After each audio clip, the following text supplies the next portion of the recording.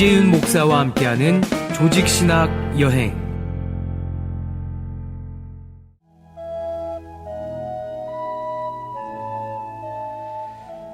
불은 끊이지 않고 단위에 피어 꺼지지 않게 할지니라. 레위기 6장 13절 말씀. 이 말씀은 하나님께서 번제 규례에 대해서 말씀하실 때 제단 위에 불을 꺼트리지 않도록 하기 위해 주신 말씀입니다. 구약의 이스라엘 백성들이 성막의 제단에 불이 꺼지지 않도록 해야만 했던 것과 같이 오늘날 저와 여러분도 개인 기도 제단에 불이 항상 꺼지지 않도록 항상 활활 타오르게 해야 될 것입니다. 이는 모든 경건의 생명입니다.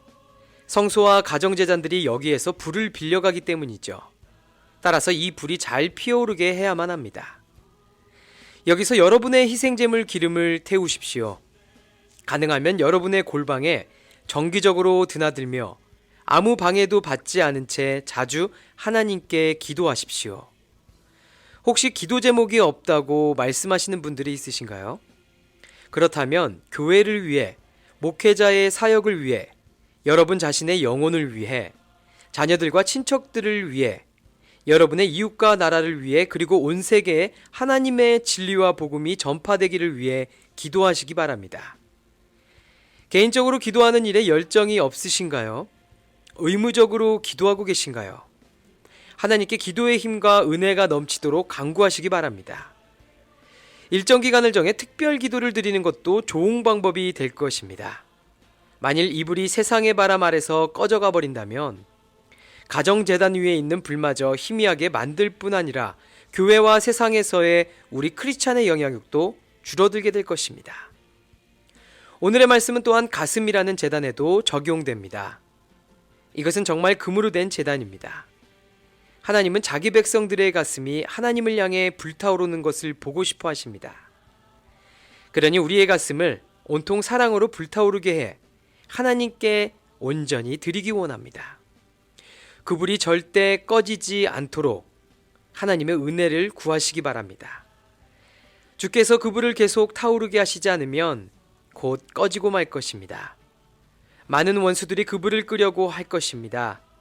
그러나 보이지 않는 손이 벽 뒤에서 그곳에 거룩한 기름을 계속 부어주신다면 그 불은 활활 타오를 것입니다. 우리의 가슴에 불을 활활 타오르게 하려면 성경 말씀을 그 연료로 사용해야 합니다. 하나님의 말씀은 살아있는 석탄입니다. 예배에 참석해 설교도 들으시기 바랍니다. 그러나 무엇보다도 예수님과 홀로 있는 시간을 많이 가지시길 권면드립니다. 이재훈 목사와 함께하는 조직신학 여행 첫 곡입니다. 예수전도단의 우리 함께 기도해.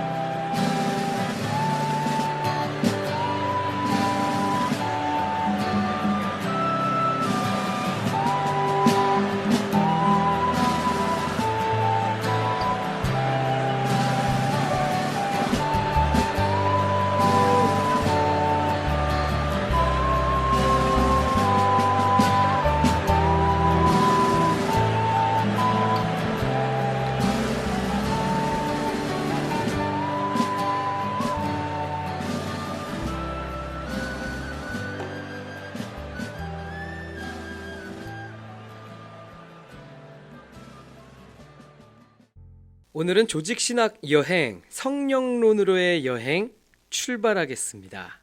저는 개인적으로 성령론 굉장히 애착을 갖고 있습니다. 왜냐하면 오늘날의 시대가 성령의 시대이기 때문입니다. 또 언제나 우리와 함께 하시는 하나님, 임마누엘 하나님께서, 성령 하나님께서 저와 여러분과 언제나 어디서나 우리와 함께하고 계십니다. 우리가 그분을 의식하지 않아서 그렇지 항상 하나님은 우리와 함께하고 계세요. 우리가 그분을 의식하고 그분께 우리의 마음을 고백하고 그분의 도움을 구하고 또 그분께 기쁠 때 감사를 드리고 찬양을 드리고 그분께 영광을 드릴 때 성령 하나님은 인격을 가지신 분이시기 때문에 우리와 동일하게 기뻐하고 즐거워하고 함께 안타까워하고 때로는 도움의 손길을 부어주시고 때로는 하나님께서 초자연적인 일하심으로 우리에게 은혜를 베풀어 주십니다. 성령론. 그렇기 때문에 매우 중요한 부분이에요. 또 중요한 부분 중에 하나라고 생각되는 점은요. 오늘날 있어서 비성경적인 성령론의 가르침이 너무 많기 때문에요. 많은 분들이 이단에 노출이 되고요. 또 반기독교적인 비성경적인 가르침에 미혹되는 일들도 많이 있습니다. 성령론에 대해서도요, 철저하게 성경 중심으로 우리가 성령님에 대해서 이해해야 됩니다. 주관적인 한 사람의 인생에 있어서 극히 주관적인 요소를 가지고 그것이 성령님이다라고, 그것이 전부다라고 표현하는 것은요, 굉장히 위험한 부분입니다. 내가 성령님에 대해서 이렇게 체험했기 때문에 가만히 들어보니까 너가 체험한 그 성령님은 아닌 것 같아. 나는 성령님을 이렇게 체험했어. 이게 맞는 거야. 이게 전부야. 이게 다야. 라고 하면서 뭔가 성령론에 대한 가르침을 준다면요. 그것은 피해야 합니다. 그런 가르침에서는 벗어나야 됩니다. 반대해야 된다는 것이에요.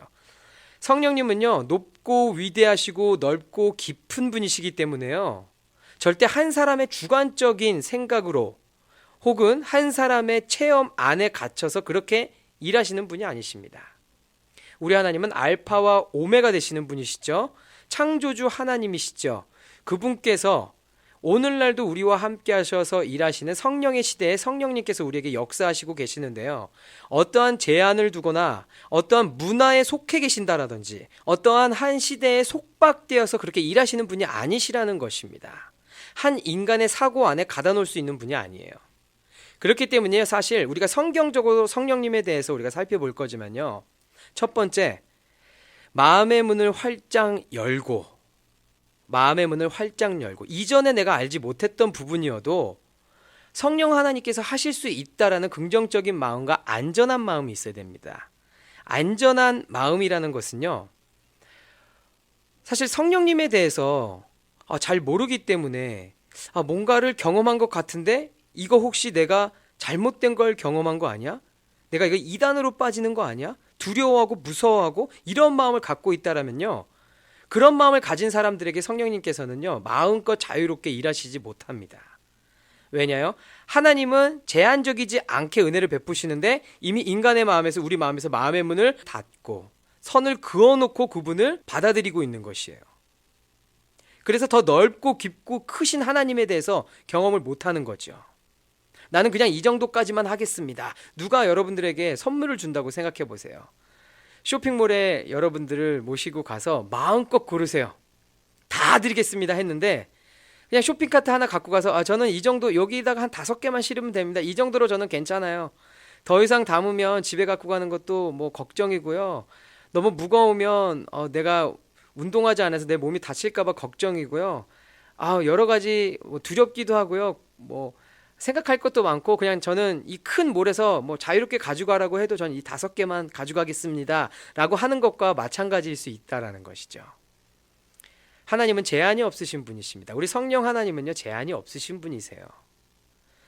내가 한국 문화권에서 자랐다고 해서요, 우리 성령 하나님을 한국 문화권에 속한 그런 종교적인 틀 안에 가다 넣어서도 안 됩니다. 그런 부분들은 다 우리의 부족함, 연약함 때문에 오는 안타까운 일들이에요. 하나님은 문화를 뛰어넘어서 세대를 뛰어넘어서 또한 시대를 뛰어넘어서 모든 인간의 가치관을 뛰어넘어서 하나님은 일하십니다. 그 하나님께서는요, 제한 없으신, 제한을 갖고 있지 않으신, 무소부재한 능력의 하나님이십니다.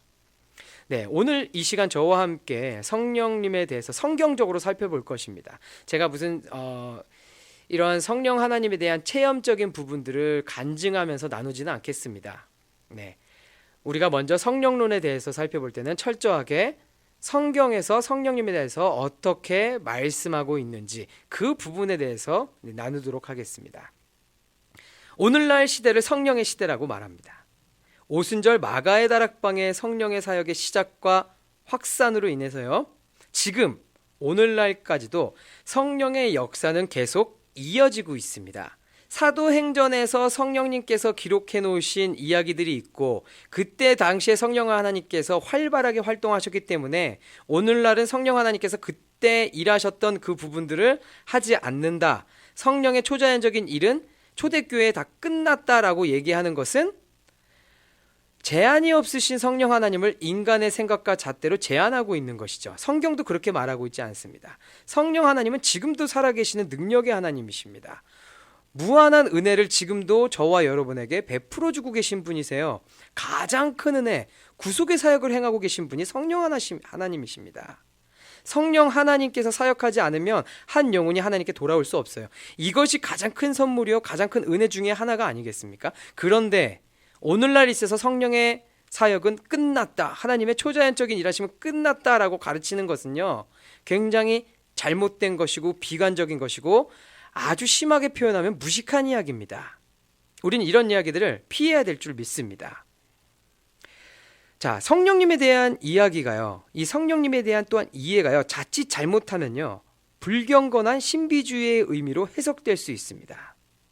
성령에 대한 이해와 기본 지식은요, 철저하게 성경의 가르침을 기준으로 해야 된다는 것이에요.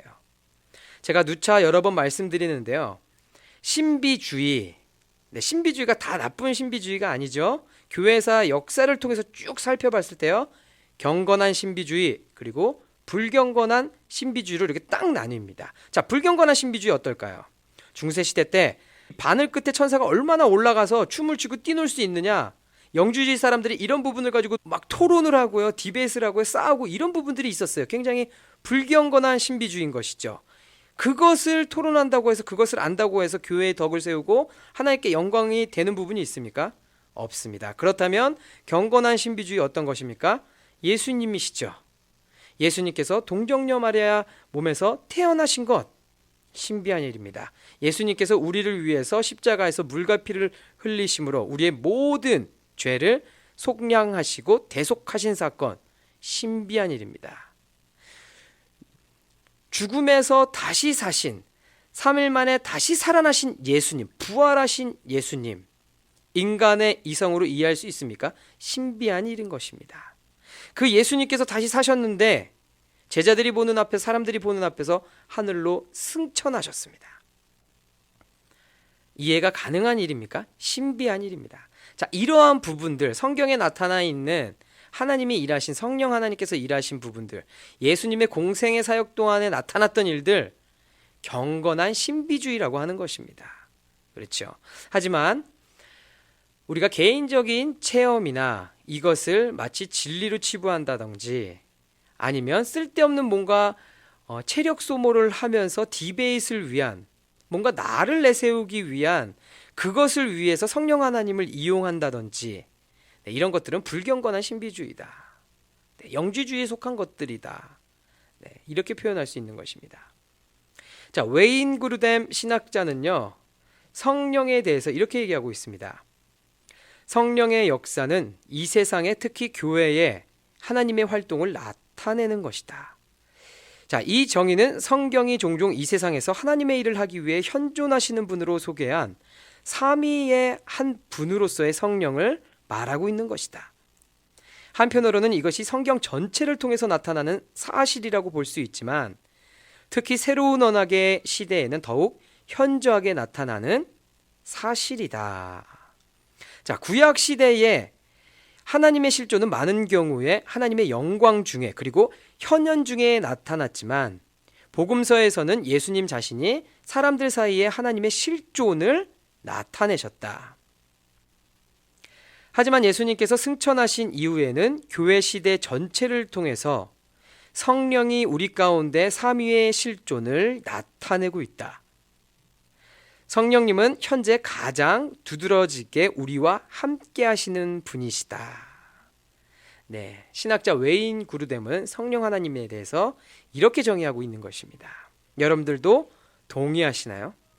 네, 한 문단이었지만요, 굉장히 성경적으로 잘 정립해서 정의한 부분이라고 믿습니다. 자, 성령 하나님, 하나님의 실존의 증거와 성령의 사역에 대해서 성령 하나님께서 어떠한 부분으로 성경에서 나타나고 계신지 한번 보도록 하겠습니다. 성령 하나님을 능력을 베푸시는 분이십니다. 성령 하나님께서는요, 생명을 주시고요, 자연세계에서 하늘이나 혹은 땅에서 바다에서 살아있는 모든 동물에게 생명을 주시는 것은 성령 하나님이십니다. 시편 104편 30절에서요, 주의 영을 보내어 저희를 창조하사.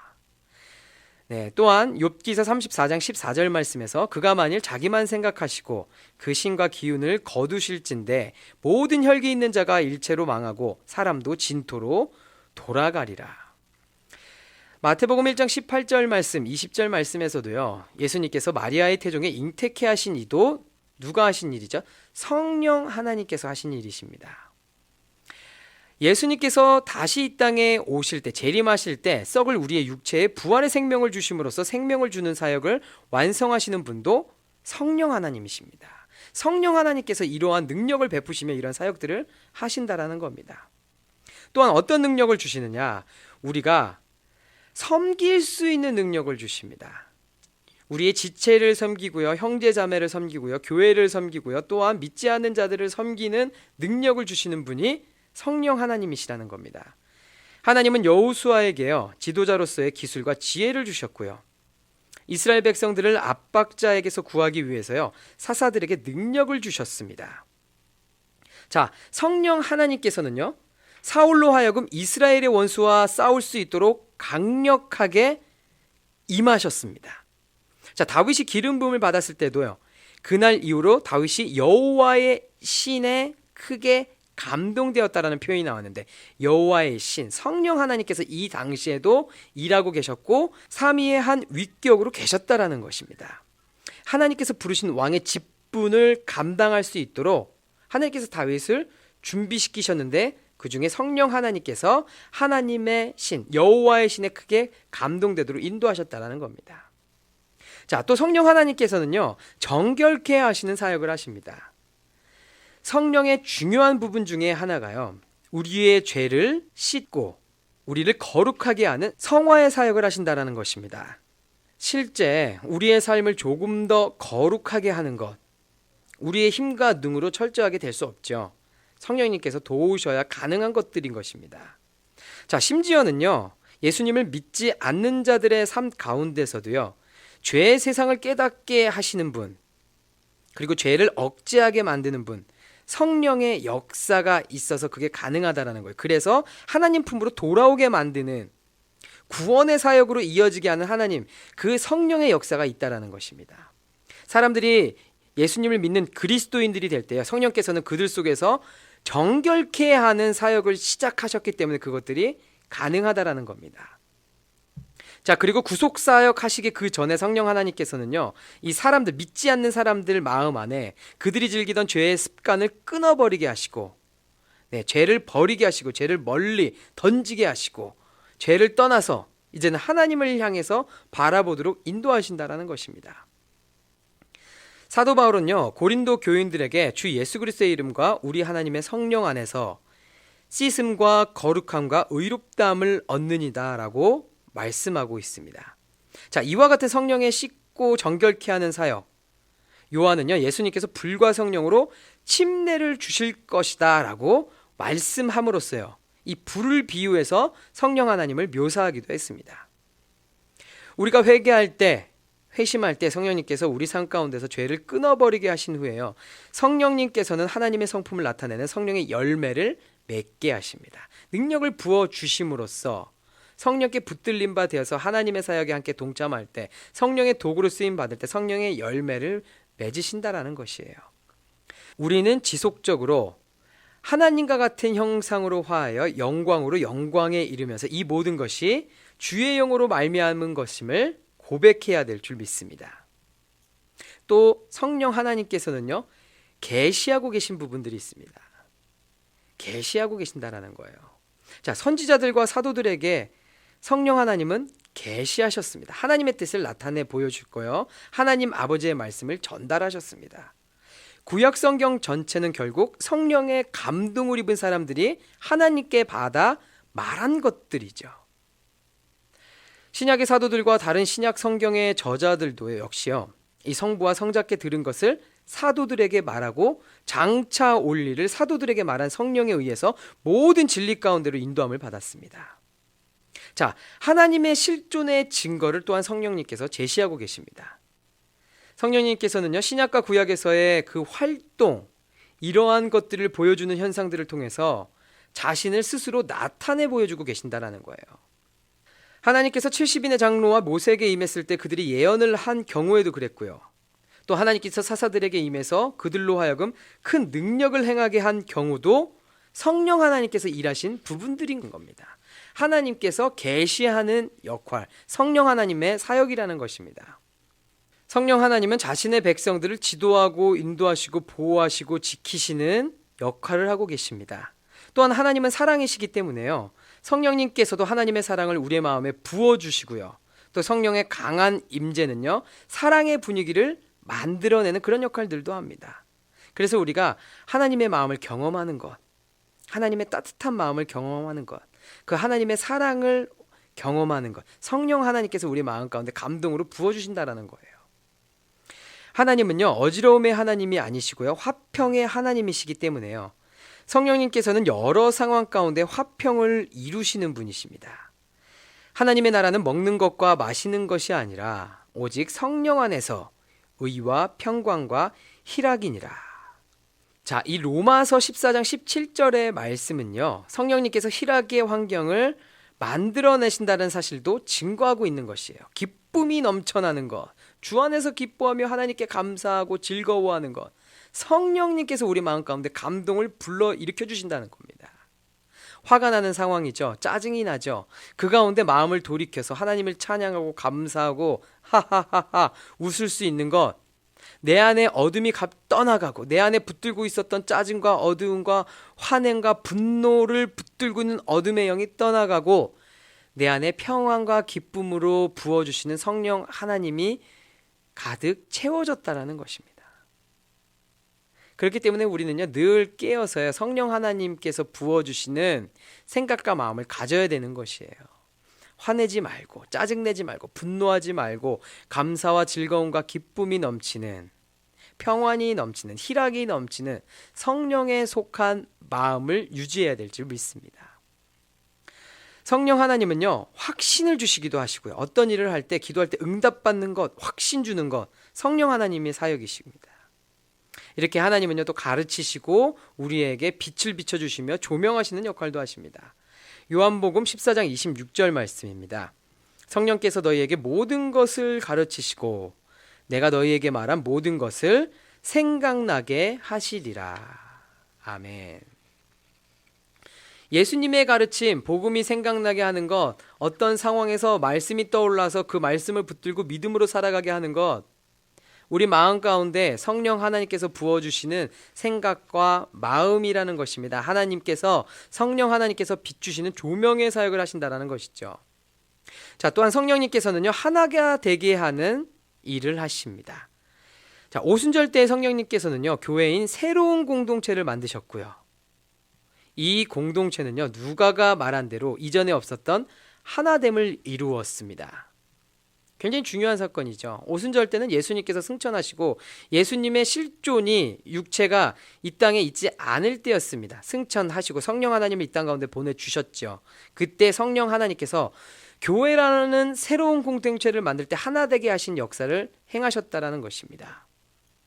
그리스도의 은혜와 하나님의 사랑과 성령의 교통하심이 너희 무리와 함께 있을지어다.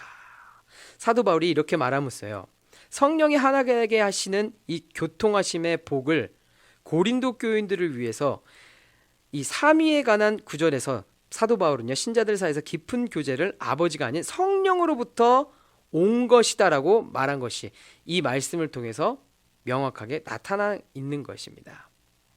자, 또한 고린도전서 12장 13절 말씀 보면요, 사도 바울이 이렇게 고백하고 있습니다.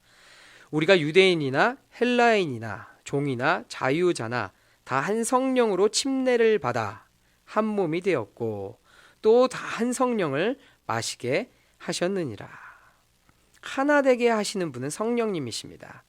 어떤 공동체와 모임에 갔는데 하나 되지 못하고요, 서로 비방하고요, 비판하고요, 서로 싸우고요, 분내고요, 분냄을 갖고 분파를 나누고요, 자기 스스로를 자꾸 드러내려고 그러고 자신들의 유익을 집단 이기주의과 같이, 이런 것들은 성령이 지금 일하고 계시지 않는다라는 거예요. 성령이 함께 하신다면 하나 되고 통일성을 갖게 됩니다.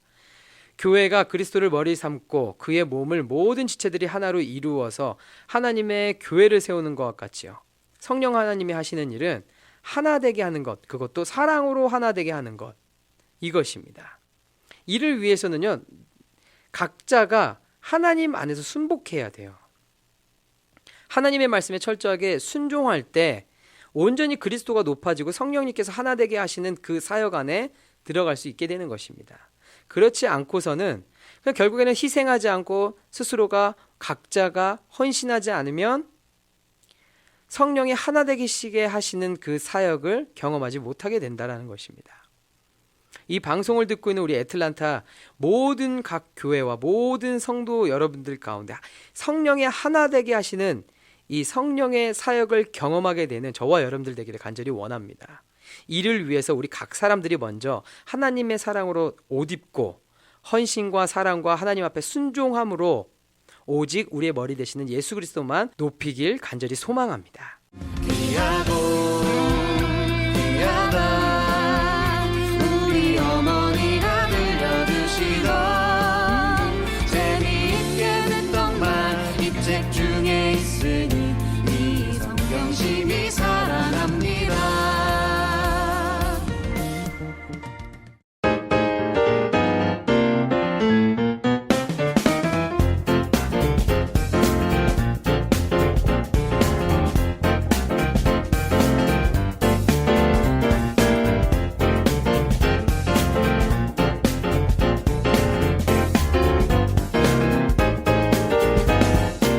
이재윤 목사와 함께하는 조직신학 여행. 지금부터는 성령님이 어떤 분이신지 우리가 살펴보는 시간을 갖도록 할 텐데요. 제가 지금부터 설명해드리는 성령님에 대해서는요, 성경에 다 근거를 두고 있고 구절과 말씀들이 다 있습니다. 그런데 제가 이 시간 이 부분들을 말씀드릴 때 다 일일이 설명을 드리면 굉장히 시간도 많이 가고 그 부분들을 또 다 찾아보자니 좀 어려움이 있죠. 그래서 제가 이 시간 말씀드리는 것은 성경에 나와 있는 부분들을 가지고 이렇게 요약해서 여러분들에게 전해드리도록 하겠습니다. 자, 성령님은 어떤 분이신가요? 성령님은요, 인격이신 분이십니다. 기계가 아니라는 거예요. 그냥 슈퍼맨처럼 우리를 도와주시고 은사 주시고 능력 부어주시는 분이 아니라 저와 여러분과 같이 인격을 가지신, 저와 여러분과 같이 인격을 가졌다라고 표현하는 것보다 성령 하나님과 같이 우리도 인격을 가진 것이죠. 그렇죠. 네, 그 표현이 더 맞습니다.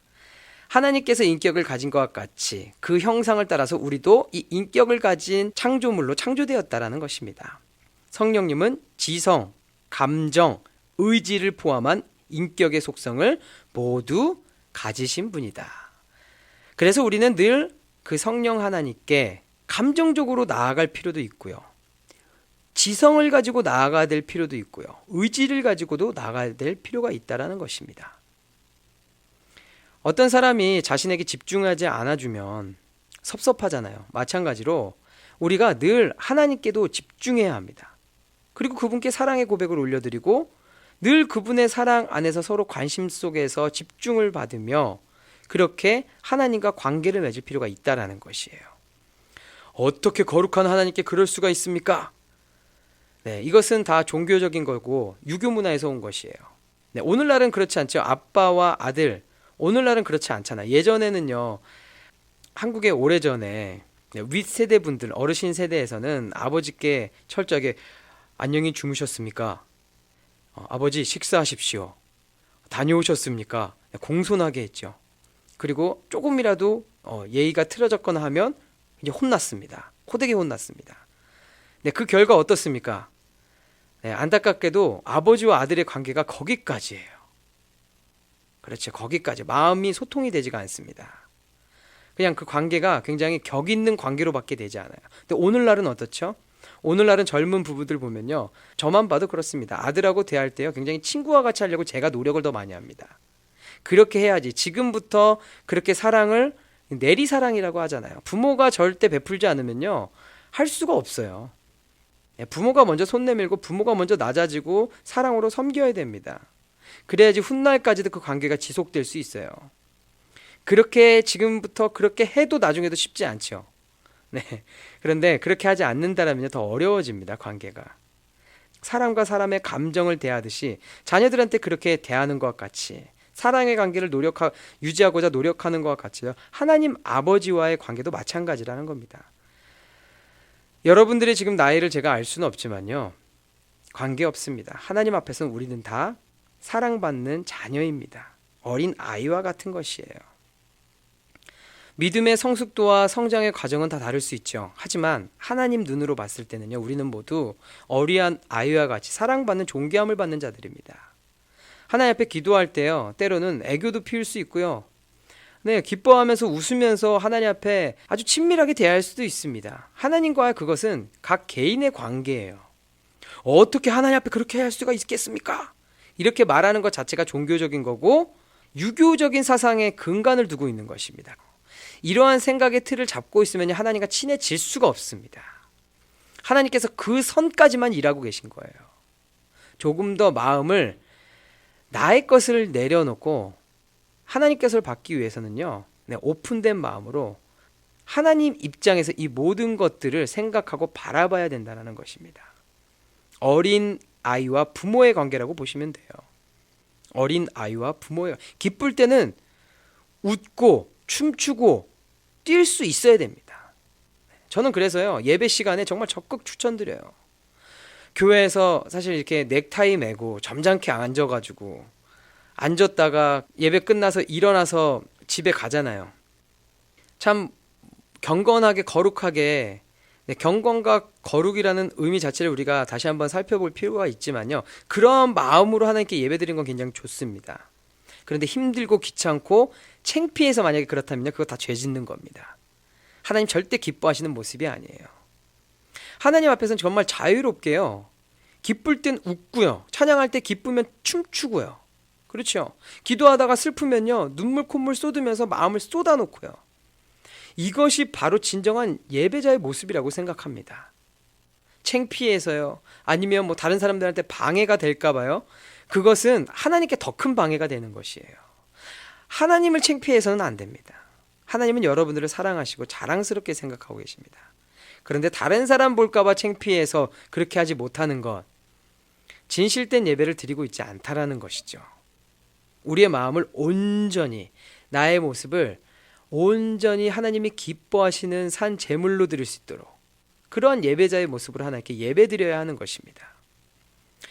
그런데 오늘날은요, 너무 이렇게 격식과 형식을 많이 갖춰놔서요, 뭔가의 틀에 벗어나면 잘못된 거라고 하고, 그렇게 하면 안 돼, 튀면 안 돼. 만약에 지금 여러분들 섬기는 교회에서 예배를 드리는데 생각해 보세요. 어떤 분이 하나님께 은혜를 받아서 죄를 깨닫고요, 펑펑 눈물을 흘립니다.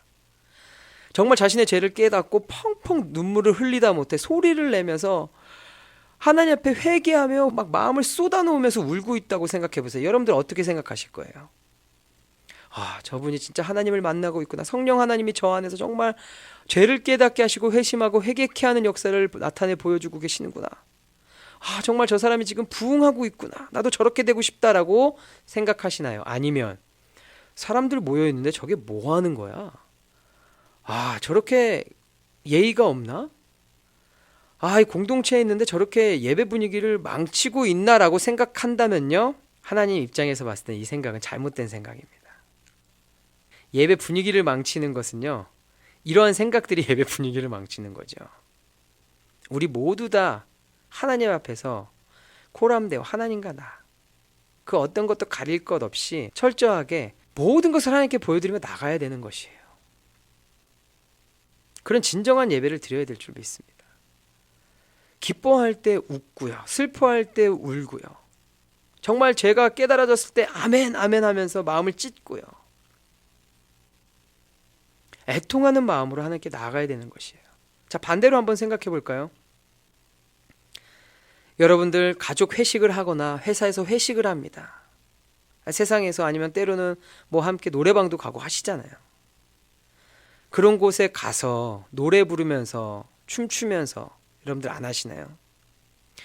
이런 분위기일 때는 이렇게 분위기도 좀 낼 줄 알아야 돼. 이럴 땐 또 춤도 좀 추고 노래방 기계에서 감정 잡으면서 노래도 좀 부르고 몸 표정도 잡고 감정도 잡고 또 신나는 노래 나오면 좀 엉덩이도 흔들고 손도 흔들고 춤도 추고 이렇게 해야지 좀 박자도 맞죠. 이런 게 다 세상 살아갈 때 올바른 거 아니겠어라고 말하잖아요. 그렇죠? 이런 분위기일 때는 이렇게 띄워줘야 돼라고 하잖아요. 그런데 그런 감정을 기쁠 때 그런 기쁨의 감정을 표현하고 분위기를 사람들과 맞출 때는 그렇게 분위기를 맞추면서 왜 교회에서 예배 드릴 때는 그렇게 잠잠하게 가만히만 있어야 할까요?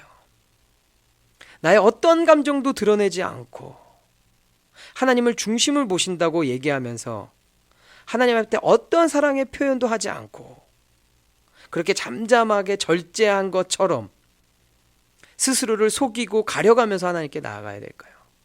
진지하게 한번 생각해 보기 원합니다. 교회에선 기쁘지 않으신가요? 세상에서는 노래방 기기에서 노래도 나오고 댄스 노래도 좋은 것도 나오고 유명한 노래도 나오니까 춤을 추는데 교회에서는 뭔가 음악성이 수준 낮은 것 같고 뭔가 스테이지가 마련되지 않았나요? 그래서 그렇게 안 하시는 것인가요? 네, 이거 다 가짜 신앙이잖아요. 그렇죠? 본질이 아닌 거 아시잖아요. 내가 하나님 혼자 만날 때도 기뻐하면 춤출 수 있고요. 하나님 앞에 마음을 찢는 마음이 있다면 울면서 회개하며 기도할 수 있는 것입니다. 우리 본질로 다 회복돼야 돼요. 하나님께 돌아가야 합니다. 사람 의식하는 것. 사실 제가 주일학교 아이들 이렇게 캠프에서 강의할 때나 집회에 갔을 때 굉장히 많이 강조했습니다. 옆에 친구들 의식하지 말고 우리 하나님께 함께 기도하자. 같은 교회에서 지금 같이 몰려 앉아 있는데 창피해서 기도 못한다면 이 앞으로 나오고 뒤로 가고 옆으로 가서 서로 떨어져서 자기 혼자만 자신을 모르는 학생들과 뒤섞여서 한번 기도해보고 찬양하고 예배드려보자.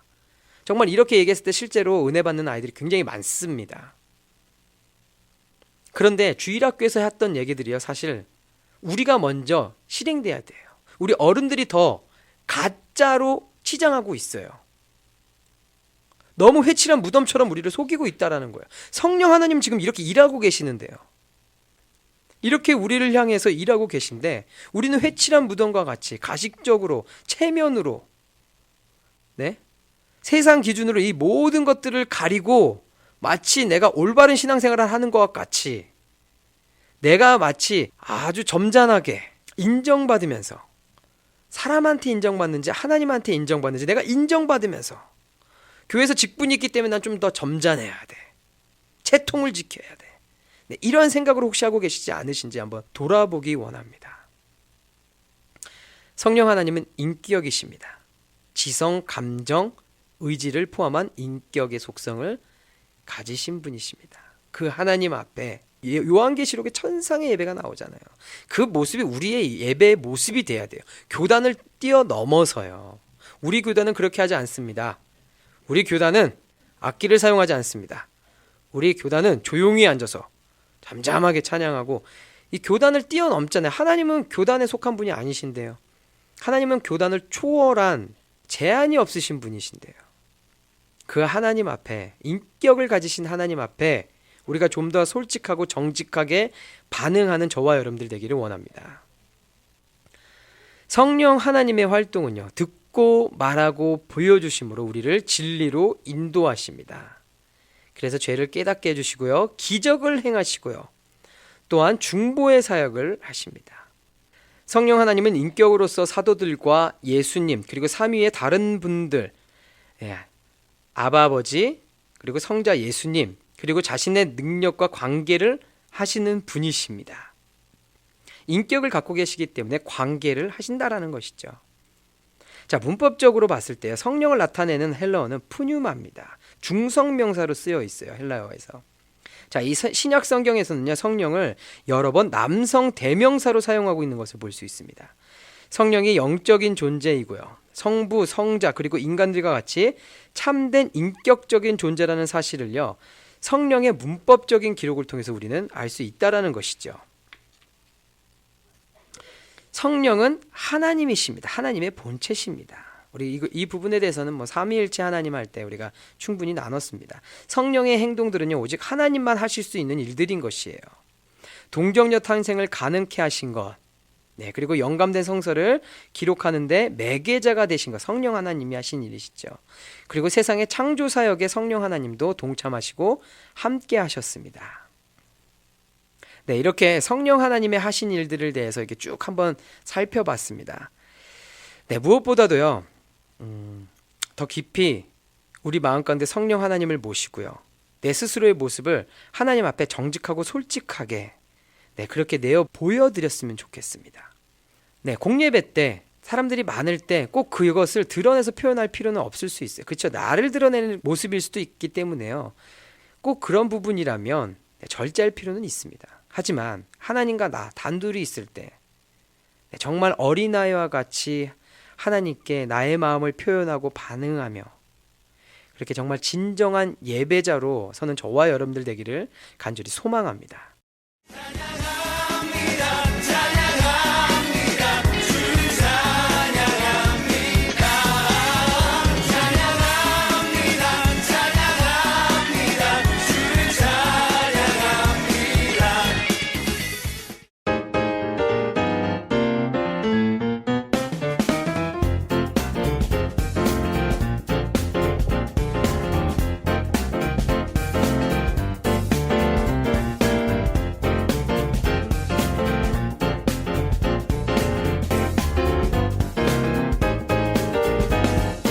이재윤 목사와 함께하는 조직신학 여행. 오늘 마지막 순서로는요, 구약시대의 성령 하나님에 대해서 살펴보는 시간으로 마무리하도록 하겠습니다. 그리고 다음 시간에 이어서 성령론으로의 여행 함께 떠나도록 하겠습니다. 자, 구약 성경의 하나님의 영에 대해서 약 100번 정도가 언급되고 있습니다. 구약시대 성령의 역사심이 있었다라는 것을 나타내 보여주는 증거입니다. 또한 사도행전 7장 51절을 통해서도요, 성령이 구약시대에도 동일하게 역사하셨다는 사실을 우리는 확인할 수 있습니다. 사도행전 7장 51절 말씀입니다. 목이 곧고 마음과 귀에 할례를 받지 못한 사람들아, 너희도 너희 조상과 같이 항상 성령을 거스르는도다. 구약시대에도 이스라엘 백성들의 조상들이 항상 성령을 거스렸다라는 부분을 통해서 성령 하나님께서도 그 시대에도 역사하셨다라는 것을 말씀해주고 있는 것입니다. 또한 성령 하나님은 창조사역에도 동참하셨습니다. 성령님은 구약시대의 계시와 영감사역에도 동참하셨습니다. 이 부분에 대해서는요, 신약성경의 구약을 인용해서 말씀하신 여러 부분들이 굉장히 많이 나타나 있는데요, 그것들을 통해서 성령 하나님께서 구약시대에도 함께 사역하셨다는 것을 알 수 있습니다. 이렇게 성령 하나님은 사람들과 관련된 사역을 쭉 해오셨는데요, 요한복음 14장 17절 말씀, 예수님께서 말씀하시기를 성령이 너희와 함께 거하시고 또 너희 속에 계실 것이라, 이 말씀을 통해서 우리는 확고하게 이해할 수 있습니다. 성령님께서는요, 구약시대 때부터 사람들 안에, 요셉 안에, 여호수아 안에, 다니엘 안에, 이렇게 하나님의 사람들 안에 계셨고요, 또한 사람들 위에 임하셨습니다. 사람들 위에 성령의 영, 하나님의 영이 임했다. 민수기, 사사기, 사무엘상, 역대하, 이 부분들에 잘 나타나 있습니다. 성령 하나님은요, 부사레를 채워서 충만하게 하셨는데요, 출애굽기 31장 3절 말씀입니다. 하나님께서 모세를 통해서 부사렐과 오홀리압을 부르시고 여러 가지 재주로 성막기구를 만들게 하셨다. 하나님께서 부사렐에게 하나님의 영을 그에게 충만하게 하여 성막을 짓는데요, 하나님께서 모세에게 지혜 있는 자들을 부르라 했을 때 하나님께서 모세를 통해 부살레가 오홀리압 2명, 하나님의 지혜가 충만한 이 두 사람을 불러서 여러 가지 하나님께서 부어주신 재주로 성막 기구를 만들게 하셨습니다. 하나님의 영이 함께한 자들, 성령이 함께한 자들이 하나님의 성막을 만들게 한 것입니다. 자, 이렇게 지금도 저와 여러분과 함께 하시는 그 성령 하나님께서요, 구약 시대 때부터, 창조 사역 때부터 언제나 어디서나 항상 함께 하셨다라는 부분을 우리는 알 수 있습니다. 창세 전부터 삼위일체 하나님의 한 위격으로 계셨던 성령 하나님, 지금도 바로 저와 여러분과도 함께하고 계신 것입니다. 언제나 우리와 함께 하시는 그 하나님 앞에요, 늘 감사의 마음을 올려드리고 예배하며 늘 그 주님과 사랑의 교제 나누는 저와 여러분들 되기를 간절히 소망합니다. 이재훈 목사와 함께하는 조직신학 여행, 마지막 곡으로 쉐이크시티 예배팀이 부른 지금 여기 계신 성령님 보내드리겠습니다. 한 주간도 성령 하나님과 늘 승리하시기를 예수님의 이름으로 축복합니다.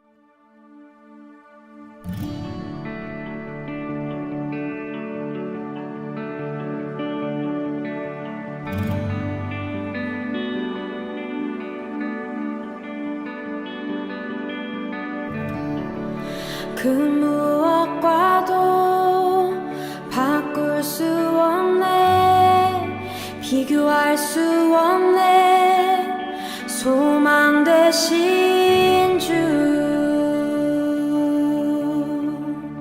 주의 임재.